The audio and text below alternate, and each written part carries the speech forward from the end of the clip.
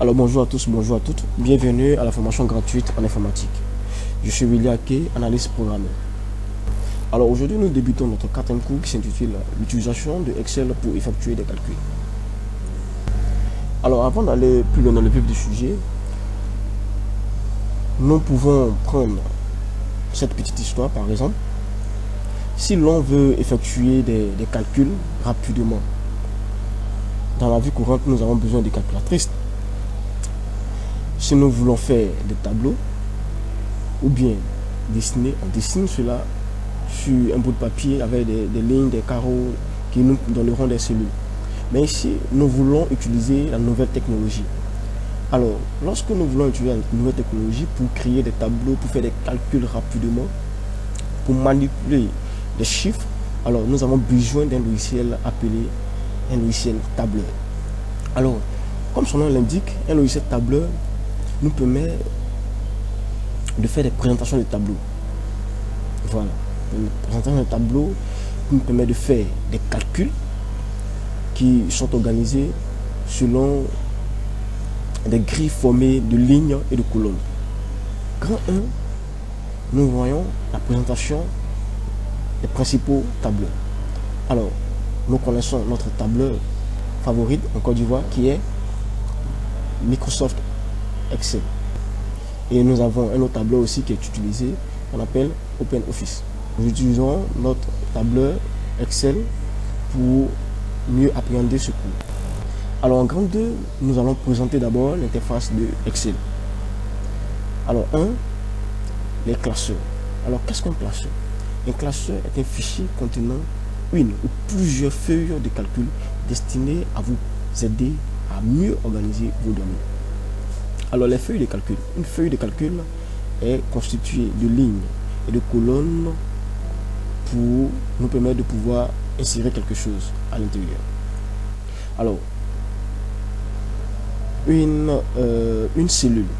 Alors une cellule est un nom donné à la case d'une feuille de calcul ou d'un tableau. Alors voyons maintenant en grand 3 une formule. Alors qu'est-ce qu'une formule?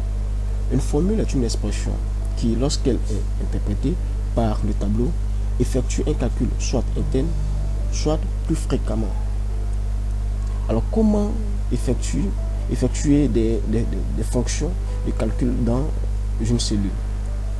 Alors pour créer une fonction, il faut, c'est simple, se rendre dans la cellule où l'on veut afficher le résultat, commencer par toujours écrire le signe égal, ensuite ne jamais laisser d'espace.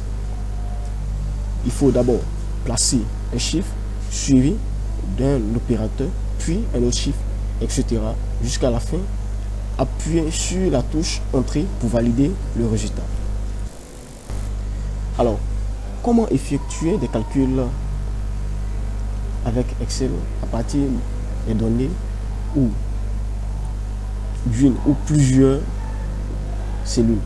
Alors nous voulons ici effectuer des calculs dans un tableau et ce tableau là a plusieurs cellules et nous voulons utiliser plusieurs cellules pour afficher un résultat. Alors c'est simple, on se rend toujours dans la cellule où nous voulons afficher le résultat, ensuite nous écrivons le signe égal, je sélectionne d'abord la cellule de l'opération, ensuite je mets l'opérateur et encore je sélectionne une autre cellule, ainsi de suite jusqu'à ce que je finisse de sélectionner mes cellules et j'appuie sur la touche entrée pour valider le résultat. Alors c'est ainsi que nous devons faire pour effectuer un calcul avec plusieurs cellules. Alors nous verrons plus en détail dans la pratique. Alors nous voyons en grand 4 les fonctions. Alors une fonction est un outil qui produit un résultat d'un type bien précis. Alors c'est-à-dire quoi? Si nous voulons effectuer un calcul, nous ne pouvons pas prendre des chiffres et aller prendre des dates. Nous ne devons pas mélanger des chiffres et des dates. Alors si nous devons utiliser des dates, nous utilisons uniquement que des dates. Si nous devons utiliser des chiffres pour faire une fonction, on utilise uniquement que des chiffres. Alors nous avons plusieurs fonctions dans Excel, mais nous concentrons sur deux fonctions pour ce coup. Il y a la fonction somme et la fonction moyenne. Alors, en un, nous voyons la fonction somme. Alors, la fonction somme dispose elle-même de son propre raccourci. Alors, comme on a dit somme, c'est simple. On utilise la fonction somme pour faire uniquement que les sommes. Et la somme s'effectue automatiquement après avoir entré la touche entrée. Alors, nous verrons la pratique plus tard. Alors, la fonction moyenne, comme son nom l'indique, nous utilisons la fonction moyenne pour effectuer des moyennes dans un tableau. Alors, passons maintenant à la pratique de tout ce que nous avons vu. Et maintenant, pour commencer, nous allons cliquer sur le bouton Office, ensuite sur Excel. Ensuite, Excel se lance, nous allons choisir un nouveau classeur, puisque notre travail s'effectue dans un classeur. Un classeur, c'est comme un dossier dans Word, par exemple. On dit nouveau dossier dans Word, mais ici, avec Excel, on nous parle de nouveau classeur. Alors, on lance notre nouveau classeur. Comme je l'ai annoncé dans le cours théorique, nous pouvons créer un tableau à travers Excel. Et donc, nous allons sélectionner, c'est-à-dire faire un clic gauche qui est maintenu, c'est-à-dire qu'on maintient le clic gauche, puis on passe sur les cellules qu'on veut. Sélectionner, on sélectionne. Ensuite, on va maintenant dire à notre logiciel de mettre des tracés ou de mettre des bordures pour créer notre tableau. Alors, nous voyons là que notre tableau a été créé. Nous avons les cellules, nous voyons que le tableau a été bien tracé. Je reprends, d'abord j'efface les tracés que nous avons effectués. On clique sur aucune bordure, c'est-à-dire nous ne voulons pas de bordure pour notre tableau. Voilà. Et là, si nous voulons une bordure, bien des bordures pour notre tableau, alors nous sélectionnons les cellules concernées de notre tableau, puis nous allons maintenant sélectionner toutes les bordures. Alors, nous avons créé un tableau. Donc, j'espère que vous savez créer un tableau à travers cet exemple. Maintenant, notre tableau doit contenir des choses, comme on l'a dit. Ici, nous allons faire la somme. Ensuite, ici, nous allons faire la multiplication.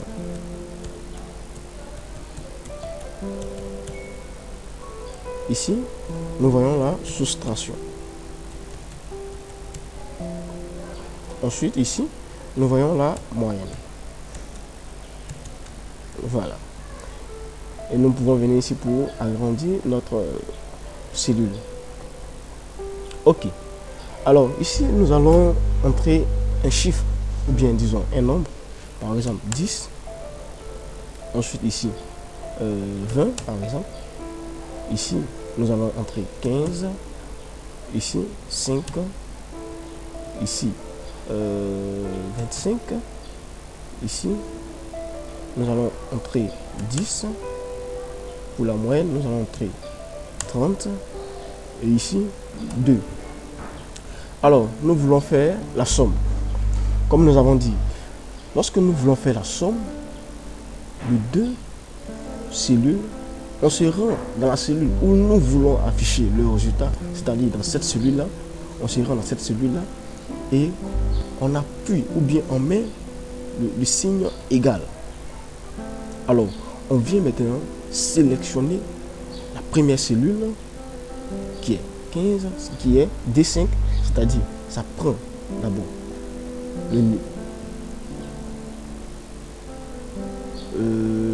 la colonne et ça prend le numéro de la ligne. Donc D et 5. Nous sommes à la 5e ligne. C'est pourquoi il est affiché D5. Alors nous avons sélectionné D5 et nous allons mettre maintenant l'opérateur qui est plus. Ensuite, nous allons venir maintenant sélectionner la deuxième cellule qui est E5. Alors, lorsque nous faisons sélectionner la deuxième cellule, nous voulons maintenant afficher le résultat. Nous appuyons sur la touche Entrée. Alors, c'est de même. Nous voyons 15 plus 5, ça fait automatiquement 20. Nous n'avons pas trop calculé pour dire je retiens 1, je retiens 2, je retiens 3. Non, nous ne sommes plus dans ce genre de travail. Alors, nous voulons faire la multiplication. Toujours, on se rend dans la cellule où nous voulons afficher le résultat, puis nous entrons égal, puis nous voulons sélectionner la première cellule, ensuite nous mettons le signe de multiplication, puis nous sélectionnons la deuxième cellule et nous entrons sur la touche entrée. Alors nous voulons faire la soustraction, toujours même chose, avec égal, nous sélectionnons la première cellule, nous mettons le signe opérateur, ensuite la deuxième cellule, puis sur entrée. Alors la moyenne, c'est la même chose. Et là, la moyenne, nous allons utiliser la fonction moyenne, puisque nous avons vu cela. Nous mettons toujours égal, ensuite nous écrivons moyenne, et la fonction s'affiche automatiquement. Nous sélectionnons la forme, la fonction. Ensuite, nous sélectionnons la première cellule, la deuxième cellule. Mais lorsqu'on sélectionne seulement la première cellule, on voit D8. Alors, lorsque nous sélectionnons la deuxième cellule, nous voyons E8. Pourquoi? Parce que nous devons sélectionner les deux cellules en même temps, c'est-à-dire à la fois.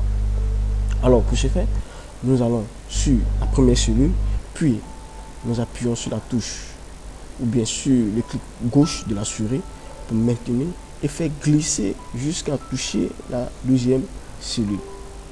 Alors, lorsque nous faisons cela, nous mettons la parenthèse de fermeture, puis nous entrons, nous appuyons sur la touche entrée pour effectuer la moyenne.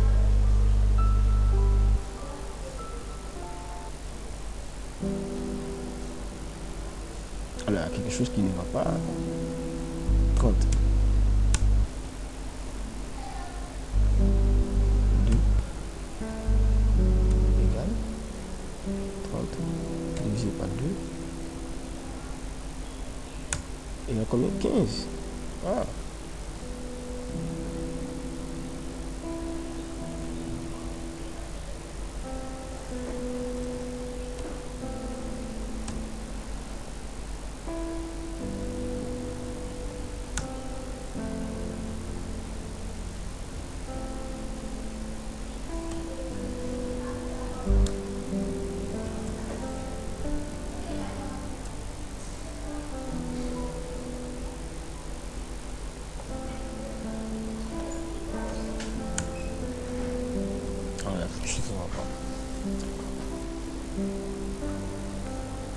Alors, merci d'avoir suivi. Là, c'est la division. Je ne sais pas pourquoi ils mettent 16, mais bon. Donc, la moyenne, on peut dire la moyenne, c'est la... oui, la moyenne, c'est la somme des deux. D'abord, la somme des deux, on additionne les deux et on divise par le nombre. C'est-à-dire, je vois. On met 30 et là, 30. Alors la moyenne va sortir automatiquement 30. Puisqu'on additionne ça, 30 plus 30 divisé par 2. Alors, voyons. Allez, une interrogation par exemple, vous avez eu 15, une autre interrogation, vous avez eu 5. Alors, ça va s'afficher automatiquement 10. C'est la moyenne, votre moyenne. Alors, si vous voulez faire des calculs pour des classes, c'est comme ça. Donc, ici, 15 plus la deuxième note, 5. Alors, la moyenne va sortir 10. La division, c'est 30 divisé par 2. Alors, ça sort 15. Alors, en conclusion, nous pouvons dire que Excel est un logiciel tableur développé et distribué par Microsoft. Il fait partie de la suite Microsoft Office. Alors, avec Excel, nous pouvons faire des tableaux, effectuer des calculs à l'aide des formules. Alors, nous irons plus en profondeur avec la manipulation des logiciels de bureautique dans nos prochains cours. Merci et à bientôt pour le prochain cours.